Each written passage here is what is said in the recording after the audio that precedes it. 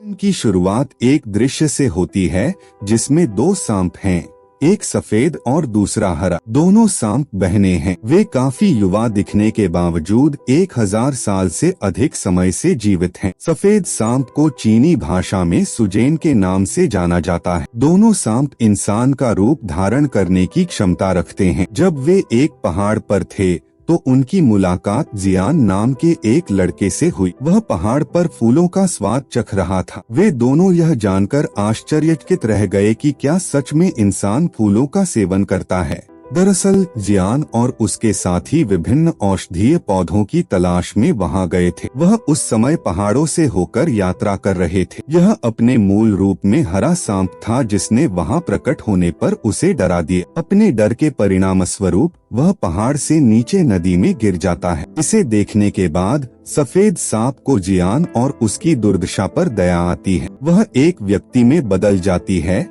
और नदी में चली जाती है। वह उसके मुंह में सांस लेती है। वह उसकी जान बचाती है। उसकी मदद करने के बाद वह चली जाती है। जब जियान जागता है तो उसे पता चलता है कि उसके सभी दोस्त उसके चारों ओर इकट्ठे हो गए हैं। वह उनसे उस लड़की के बारे में पूछता है जिसने उसकी जान बचाई। उसके दोस्तों का कहना है कि हमें यहाँ कोई लड़की नहीं मिली, यह सब आपकी कल्पना में था। उसी दिन गांव में एक उत्सव होना था। मंदिर के स्वामी और उनके मित्र भी उत्सव में उनके साथ थे। उन्हें संदेह था कि इस उत्सव में राक्षस मनुष्यों को मार डालेंगे। जियान उन जड़ी बूटियों को लेकर उसी ओर जा रहा था, इसलिए वह सभी को अपने साथ लेकर चलते हैं। दूसरी तरफ सफेद सांप सुजेन उस पल को याद कर रही थी जब उसने जियान की मदद की थी, कि कैसे उसने उसे अपनी सांसें देकर उसकी जान बचाई। वह लगातार जियान के बारे में सोच रही थी। दरअसल वह उससे प्यार करने लगी थी। वह अपनी बहन हरे सांप से कहती है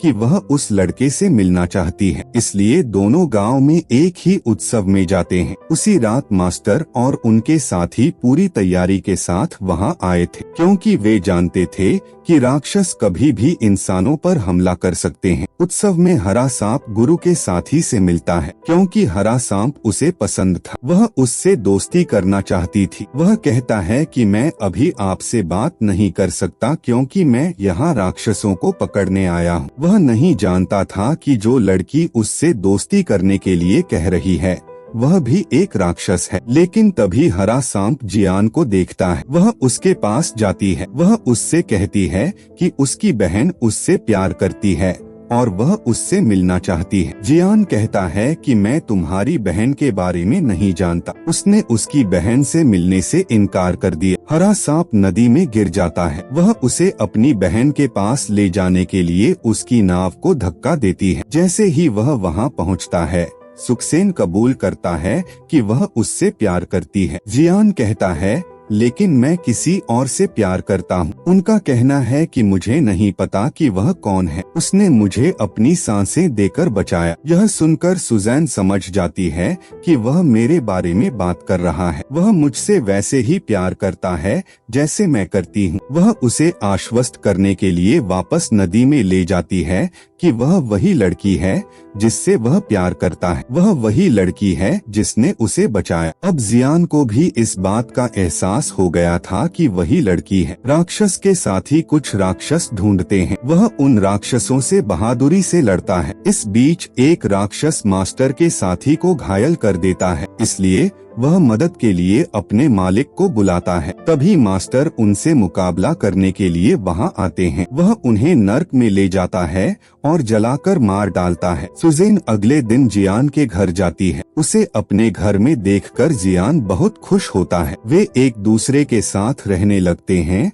और एक दिन एक दूसरे से शादी कर लेते हैं। त्योहार के दिन राक्षस ने मास्टर के एक साथी को काट लिया था, इसलिए मास्टर का साथी राक्षस में बदल रहा था। इससे वह परेशान हो जाता है। वह अपने जीवन से थक चुका था। अगर वह राक्षस बन गया तो इंसानों के लिए खतरा बन जाएगा, इसलिए वह आत्महत्या का प्रयास करने के लिए सुनसान जगह पर जा रहा था। जब वह ऐसा करने जा रहा था तभी हरा सांप वहां आ गया। वह उससे पूछती है कि वह ऐसी हरकत क्यों कर रहा है। वह उसे ऐसा करने से रोकती है, जिस पर वह जवाब देते हैं कि मैं राक्षस बन जाऊंगा। मैं इंसानों के लिए खतरा नहीं बन सकता, इसलिए मैं अपनी जान लेना चाहता हूँ। यह सुनकर हरा सांप उसे अपनी वास्तविकता से अवगत कराता है। वह अपनी सांप जैसी जीभ दिखाती है। वह कहती है कि अगर तुम राक्षस बन जाओ तो चिंता मत करना, मैं भी राक्षस हूँ। बाद में हम मास्टर को गांव जाते हुए देखते हैं। उसे वहाँ राक्षस के कई शिकार मिले। वे कठिनाई में थे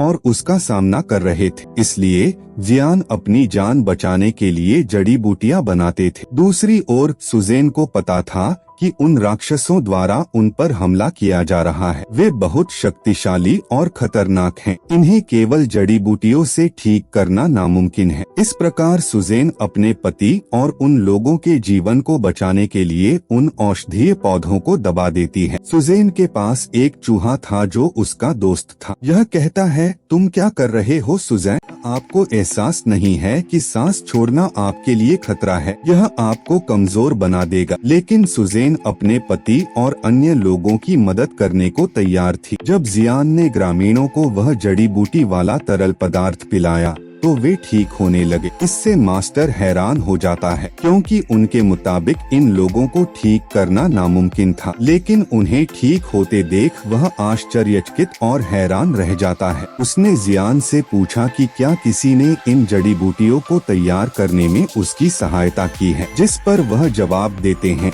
हाँ, मेरी पत्नी ने मेरी मदद की। मास्टर ने स्वीकार किया कि उसकी पत्नी कोई सामान्य इंसान नहीं बल्कि एक राक्षस थी, इसलिए वह जियान को उसकी सुरक्षा के लिए एक पवित्र चाकू देता है। फिर मास्टर सुजेन के पास जाता है। वह पूछता है कि वह इन कार्यों में क्यों लगी हुई है। तुमने राक्षस होते हुए भी एक मनुष्य से विवाह किया, आप उनके बीच इंसानों की तरह क्यों रहते हैं? मैं तुमसे कुछ नहीं कह रहा क्योंकि तुम एक अच्छे राक्षस हो। बेहतर होगा कि तुम्हें जियान को छोड़ देना चाहिए, नहीं तो अंत अच्छा नहीं होगा। मैं तुम्हें मार दूंगा। इतना कहकर मालिक चला जाता है। रात में जब एक्सेक्सायेन घर पहुंचता है तो वह औषधीय शराब लाता है। यह सांप के जहर से बचाव करता है, लेकिन सुजैन खुद एक सांप थी। जियान उसे भी यह शराब पिलाता है। इसे पीने से उसे अजीब सा महसूस होने लगता है और उसकी हालत खराब हो जाती है। उसने खुद को एक कमरे में बंद कर लिया। जियान ने उससे पूछा कि वह ऐसा व्यवहार क्यों कर रही है, या यदि तुम मुझ पर क्रोधित हो। सुजैन खुद पर काबू नहीं रख पाई और सांप बन गई। उसे पकड़ने के लिए मास्टर भी वहाँ आ जाता है। वे एक दूसरे का सामना करते हैं। जियान ने गलती से एक मास्टर द्वारा दिए गए पवित्र चाकू से सुजैन पर वार कर दिया। उसे इस बात का एहसास नहीं है कि सुजेन सफेद सांप वास्तव में उसकी पत्नी है। छुरा घोंपने के बाद सुजेन फिर अपनी बहन हरी सांप के पास जाती है। पवित्र चाकू से घायल होने के कारण वह फिर से मानव रूप में परिवर्तित होने में असमर्थ है। वह हमेशा के लिए एक सांप बनी रहेगी। जियान ने मास्टर से अपनी पत्नी के बारे में पूछा। गुरु कहते हैं कि वास्तव में यह सफेद सांप तुम्हारी पत्नी थी। आपने 1000 साल पुराने सांप से शादी की। सच्चाई स्वीकार करने के बाद वह चौंक जाता है। सुजेन का चूहा जियान को एक जड़ी बूटी के बारे में बताता है जो सुजेन की जान बचा सकती है, लेकिन उस जड़ी बूटी को प्राप्त करना जोखिम भरा और बहुत खतरनाक है, क्योंकि उस जगह पर राक्षसों ने कब्जा कर लिया है। बावजूद जियान वहां जाता है और जड़ी बूटी ढूंढने की कोशिश करता है। दूसरी ओर जियान पर राक्षसों का साया है। मालिक के सभी साथी जियान को बचाने की कोशिश करते हैं। चूहा जाकर सुजेन को वह जड़ी बूटी देता है